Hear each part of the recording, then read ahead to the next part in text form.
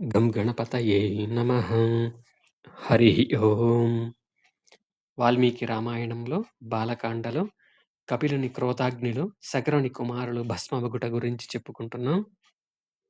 పర్వత ప్రమాణమున మహాశరీరము గల మహాపద్మము అను దిగ్గజము దక్షిణ భూభారమును మోయుచుండగా దాని మహాస్వరూపమును చూచి వారు విస్మయమును పొందిరి. ఆ దిగ్గజమునకు ప్రదక్షిణమునర్చి మహాత్ముడైన సగరుని యొక్క 60,000 మంది పుత్రులు పశ్చిమ దిశను భేదించిరి. పశ్చిమ దిశయందు భూభారమును వహించుచున్న సౌమనసము అను పర్వత ప్రమాణ శరీరము గల మహాదిగ్గజమును ఆ మహాబలశాలురు చూచిరి. ఆ సౌమనస మహాగజమునకు ప్రదక్షిణము చేసి కుశలమడిగి భూమిని త్రవ్వుచు ఉత్తర దిశకు చేరిరి. ఓ రఘురామ, ఉత్తర దిశయందు మంచువలె తెల్లనైన భద్రము అను పేరు గల దిగ్గజము తన బలమైన శరీరముతో ఈ భూభారమును మోయుచుండగా వారు దానిని చూచిరి. ఆ 60,000 మంది రాజకుమారులు దానిని సృశించి ప్రదక్షిణమాచరించి భూమిని త్రవ్విరి. పిమ్మట ఆ సగర కుమారులు ప్రసిద్ధమైన ఈశాన్య దిశకు పయనించి రోషావేశములతో భూమిని త్రవ్విరి. మిక్కిలి వేగగమనులు మహాబలశాలురు మహాకాయులు అయిన ఆ రాజకుమారులు సనాతనుడును మహావిష్ణువు యొక్క అవతారము అయిన కపిల మహర్షిని గాంచిరి. ఓ రఘునందన, మహాత్ముడైన కపిలముని సమీపమున చరించుచున్న గుర్రమును చూచి ఆ రాకుమారులందరూ ఎంతయో సంతోషపడిరి. ఆ కపిలుడు యజ్ఞాశ్వమును అపహరించియుండునని భావించిరి. క్రోధముతో గుడ్లు రుముచు గడ్డపారలను, నాగళ్లను, వివిధ వృక్షములను, శిలలను పట్టుకొని ఆగుము ఆగుము అని పలుకుచు క్రోధావేశములతో ఆ కపిలుని మీదికి పరుగులు దీసిరి. ఓ దుర్మార్గుడా, ఇది మా యజ్ఞాశ్వము, దీనిని నీవి అపహరించి తెచ్చితివి. ఇక్కడికి వచ్చిన మేమందరము సగరపుత్రులమని ఎరుంగుము అని పలికిరి. ఓ రఘురామ, వారి దురుసు మాటలను విని కపిలుడు అప్పుడు మహారోషావేశముతో హుంకరించెను. ఓ కాకుస్థా, మిక్కిలి మహిమాన్వితుడైన ఆ కపిలుని యొక్క హుంకారమునకు సగర కుమారులు అందరూ భస్మమైపోయిరి. ఓ రఘురామ, సగర మహారాజు తన పుత్రులు ఎంతకాలమునకు మరలి రాకుండుటచే దిగులుపడి తేజస్వి అయి వెలుగొందుచున్న పౌత్రుడగు అంశుమంతునితో ఇట్లు నుడివెను. నాయనా, నీవు శూరుడవు, సమస్త విద్యలను నేర్చినవాడవు, బలపరాక్రములలో నీ పినతండ్రులతో సమానుడవు. యజ్ఞాశ్వమునకై వెళ్ళిన నీ పినతండ్రులేమైరో తెలియదు. వారిని, అశ్వమును, దానిని అపహరించిన వానిని వెదుకుము. భూమి లోపల నుండు ప్రాణులు మిక్కిలి శక్తి సామర్థ్యములు గలవి, ఆకారములలో పెద్దవి. వాటిని హతమార్చుటకు ఖడ్గమును, ధనస్సును తీసుకొని వెళ్ళుము. నాయనా, పూజ్యులకు నమస్కరింపుము. నీ ప్రయత్నమునకు అడ్డువచ్చు వారిని చంపివేయుము. కృతార్థుడవై మరలివచ్చి నా యజ్ఞమును పూర్తి చెయ్యుము. మహాత్ముడైన సగరుని యొక్క చక్కని ఆదేశమును అనుసరించి అంశుమంతుడు ధనస్సు, ఖడ్గమును గ్రహించి వేగముగా వెళ్ళెను. ఓ నరోత్తమ, శ్రీరామ, సగరునిచే ఆదేశింపబడిన ఆ అంశుమంతుడు మహాత్ములైన పినతండ్రులు త్రవ్విన భూగర్భ మార్గమును అనుసరించెను. దైత్యులు, దానవులు, రాక్షసులు, పిశాచములు, పక్షులు, నాగులు మొదలగు వారిచే పూజింపబడుతున్న దిగ్గజమును మహా తేజస్వి అయిన అంశుమంతుడు చూచెను. అతడు దానికి ప్రదక్షిణమునర్చి కుశలమడిగి తన పినతండ్రుల జాడను గూర్చియు అశ్వమును అపహరించిన వాని ఆచూకిని గురించియు వినయముతో ప్రశ్నించెను. అంతట దిగ్గజము అంశుమంతుడు పలికిన ఆ మాటలను విని, ఓ అంశుమంతా, నీవు కృతార్థుడవై త్వరలోనే యజ్ఞాశ్వముతో వెళ్ళగలవు అని నుడివెను. ఆ దిగ్గజము పలికిన మాటలను విని అతడు క్రమముగా దిగ్గజములను అన్నింటినీ వినయపూర్వకముగా ప్రశ్నించెను. దేశకాలములకును అనుగుణముగా భాషించు తీరును, ఎదుటివారి అభిప్రాయమును గుర్తించు ప్రతిభయు గల ఆ దిగ్గజములు అన్నియును అతనిని గౌరవించి, నీవు యజ్ఞాశ్వముతో త్వరలోనే మీ తాతగారి కడగ చేరగలవు అని నుడివెను. త్వరగా అంశుమంతుడు ఆ దిగ్గజముల పలుకులను నాలించి తన పినతండ్రులను భస్మరాశి అయి పడియున్న చోటికి వెళ్ళెను.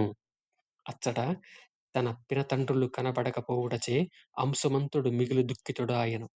వారి మరణ వార్తను విని మిక్కిలి పరితపించి ఏడువసాగెను. దుఃఖశోకములకు లోనైన ఆ నరశ్రేష్ఠుడు అచ్చటికి సమీపమునని అటూ నిటూ తిరుగుచున్న యజ్ఞాశ్వమును చూచెను. అతడు తన పినతండ్రులకు తర్పణములను ఇచ్చుటకు సంకల్పించెను. అందులకై ఆ తేజస్వి జలమునకై తిన్నగా అటూ నిటూ చూచెను.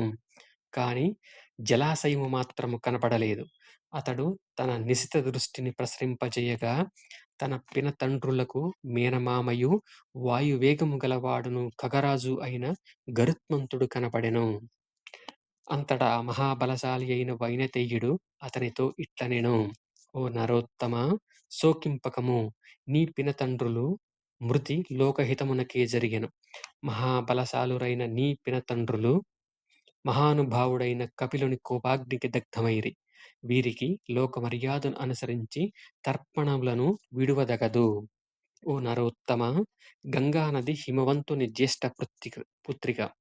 ఓ మహాబాహు, ఆ గంగా జలముల యందు నీ పినతండ్రులకు తర్పణములను విడువము.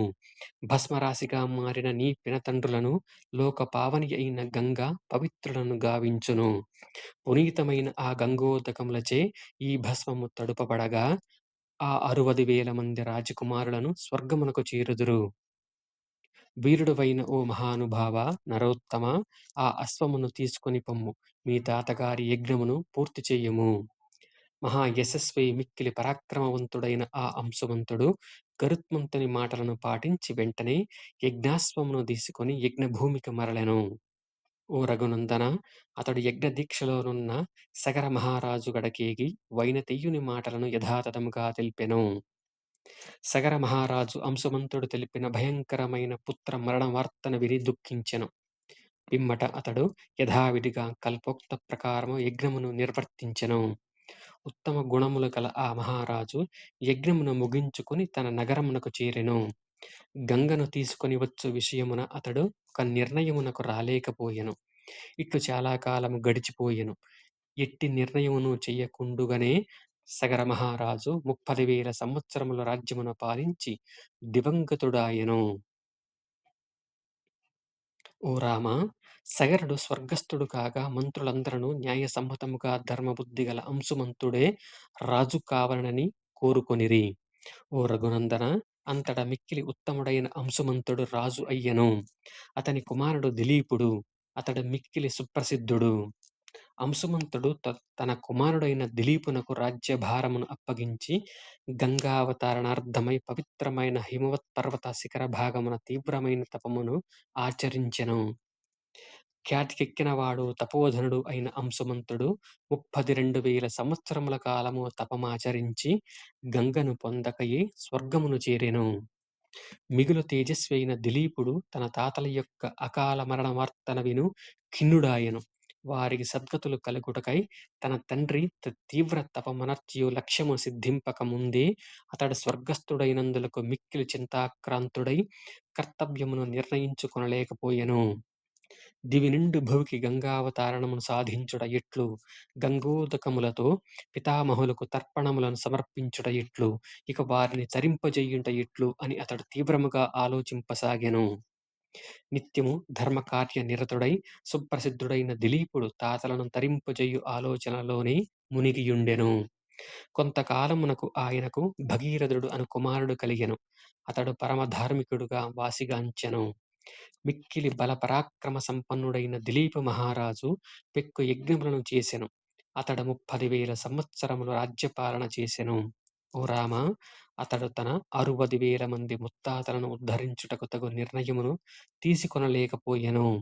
ఆ నరేంద్రుడు తన కుమారుడైన భగీరథునకు రాజ్యభారమును అప్పగించి మనోవ్యాధితో కాలధర్మమునొందెను. అతడు తన పుణ్యఫలముచే స్వర్గమునకు చేరెను.